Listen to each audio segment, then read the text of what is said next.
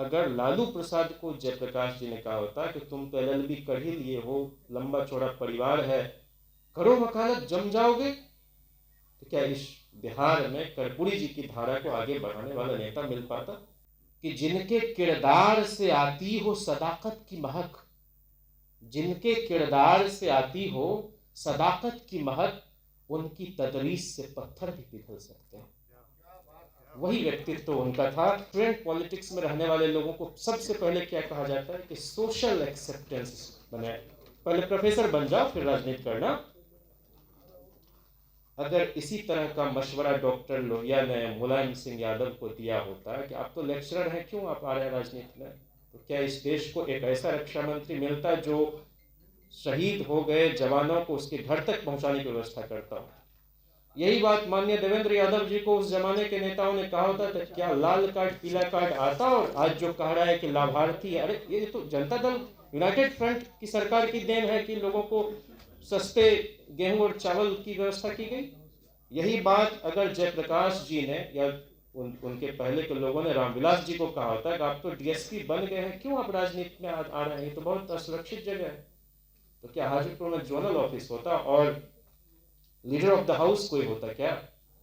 यही बात अगर लालू प्रसाद को जयप्रकाश जी ने कहा होता कि तुम तो LLB कर ही लिए हो, लंबा चौड़ा परिवार है, करो वकालत, जम जाओगे, तो क्या इस बिहार में कर्पूरी जी की धारा को आगे बढ़ाने वाला नेता मिल पाता?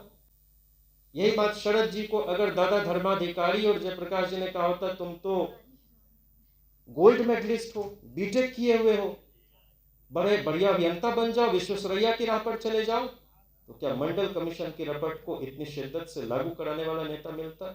यही बात नीतीश जी को कोई कहता कि ये मैंने इंजीनियरिंग अच्छे हो, किए हुए हो, तुम वही करो। तो मैं कह रहा हूँ ये तो मिडिल क्लास इंसिक्योरिटी आपके अंदर प्रवेश कराने के लिए कदम कदम पर शुभचिंतक आपके बीच खड़े हैं, कहाँ से आप भविष्य सुरक्षित कर लेंगे? हम क्यों ये नहीं मानते हैं कि रमाशंकर सिंह के बाद भी कोई दूसरा रमाशंकर हो सकता है? और मैं तो इसको मानता हूं एक क्षति कि प्रोफेसर आनंद कुमार जैसे माने अजीम शख्सियत अगर पार्लियामेंट में होते तो लोहिया की धारा, किशन पटनायक की धारा इतनी सूखती नहीं और हमारे सामने इतना बड़ा संकट नहीं होता।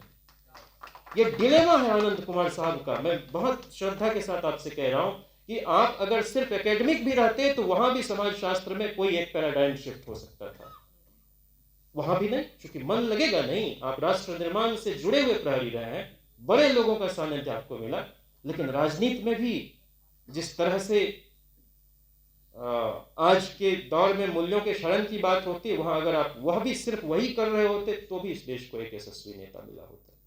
तो ये हम लोगों का निजी नुकसान है।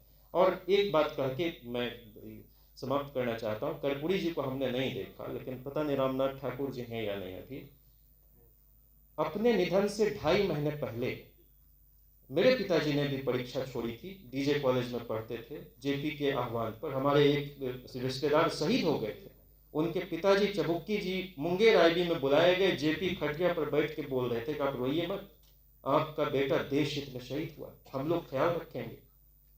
फिर जब लालू जी वगैरह सब लोकदल चौ में थे, मेरे पिताजी लोकदल कौ में थे। हालांकि सबसे अच्छा कर्पूरी जी को एक चिट्ठी लिखी उन्होंने कि अगर आप नहीं आएंगे अलौली तो रामविलास जी वगैरह जिस तरह की बात कर रहे हैं, पशुपति पारस जी, हम लोग बहुत डिमोरलाइज फील कर रहे हैं, पार्टी छोड़ देगा बहुत सारा कार्यकर्ता। कर्पूरी जी आए और समय से पहले आ गए, कहीं कोई भीड़ नहीं उस अलौली हाई स्कूल में जहां मधुलिमय साहब भी गए थे रामविलास जी के प्रचार में 69 में। तो कर्पूरी जी ने कहा अरे देशभक्ति गाने का कैसेट वैसेट है, रिक्शा में बांधो और बजवाओ, अगल बगल का लोग जुट जाएगा। किया, लोग आए, कर्पूरी जी भाषण कर रहे थे और बोफोर्स पर बोल रहे थे। रेलवे के टिकट पर उन्होंने धीरे से बढ़ाया कि कमल का अंग्रेजी मेरे दिमाग से निकल गया, जरा दो।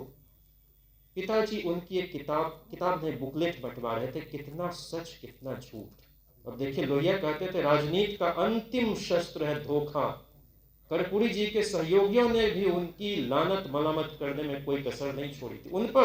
जिन पर भागलपुर के लोकदल के सम्मेलन में रामविलास जी को कर्पूरी जी ने कहा था भारतीय राजनीति का उदीयमान नक्षत्र, और बाद में उनसे और रामजीवन सिंह से इतने क्रुद्ध हुए कुछ दुष्प्रचार के चलते, तो वो पिताजी आए और उस पर लिखा लोटस, और तब तक कर्पूरी जी को मैंने हाँ बोले नहीं अब इसकी जरूरत नहीं, और फिर उससे अपना भाषण करते रहे किसी नाम से। राजीव का मतलब होता है कमल, कमल को कहते हैं लोटस, लोटस नाम से स्विस में खाता है। इस तरह से वो लोगों से कनेक्ट करते थे। जब खत्म हुआ कार्यक्रम तो उन्होंने कहा कि भोजन कहाँ बनवाए हो, तो पिताजी ने कहा विष्णुदेव सिंह जी हैं अलोली के ही, थोड़े उन्हीं के, तो अपने यहाँ कहे नहीं बनाए। तो अब उनको कैसे कहते कि मतलब हमारी स्थिति ये नहीं है कि हम 50 लोगों का भोजन करवा सके।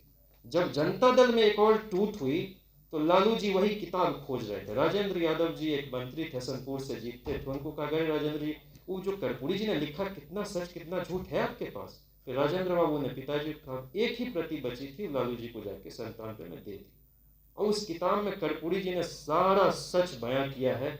और इन दोनों नेताओं को जम के, आज दोनों ने एक तो नहीं है। बहरहाल मैं सिर्फ ये कहना चाह रहा हूँ कि छात्र राजनीति में जो लोग हैं उसको आप मेन स्ट्रीम पॉलिटिक्स से काट के नहीं देखिए। और छात्र राजनीति में जिन लोगों को जेपी मूवमेंट में अवसर मिला, अब बहुत लोग ये भी कहेगा कि विचार और कर्म, अरे भाई लोहिया जी ने ही अपने दो प्रिय नेताओं के बारे में एक को कहा कि कर्महीन बुद्धि, दूसरे को कहा बुद्धिहीन कर्म, लेकिन बुद्धि में कर्म के सहारे ही आज की चुनौतियों से पार पाया जा सकता है। इन्हीं बातों के साथ मैं कर्पूरी जी के लिए 3 शेर पढ़ना चाहता हूँ। एक मीर का कि मत सहल हमें जानो फिरता है फलक बरसाओ, मत सहल हमें जानो फिरता है फलक बरसाओ, तब खाक के पर्दे से इंसान निकलते हैं। ऐसे इंसान का नाम कर्पूरी ठाकुर था। और दूसरा शेर ये कि जिनके किरदार से आती हो सदाकत की महक, जिनके किरदार से आती हो सदाकत की महक, उनकी तदरीस से पत्थर भी पिघल सकते हैं। वही व्यक्तित्व तो उनका था। और मैं समझता हूं कि कर्पूरी जी जैसे लोग कभी नहीं जाया करते। आज वो न होकर कहीं ज़्यादा हमें मार्ग दिखा रहे हैं। तो कृष्ण बिहारी नूर ने जो कहा कि अपनी रचनाओं में वो जिंदा है, नूर संसार से गया ही नहीं। कर्पूरी जी इसी तरह से हमें संबल देते रहे और उनकी स्मृतियाँ हमारा पथ प्रशस्त करती रहें। बहुत शुक्रिया आप सभी नेताओं का, हमारे गुरुजनों का बहुत आभार। और हितेंद्र पटेल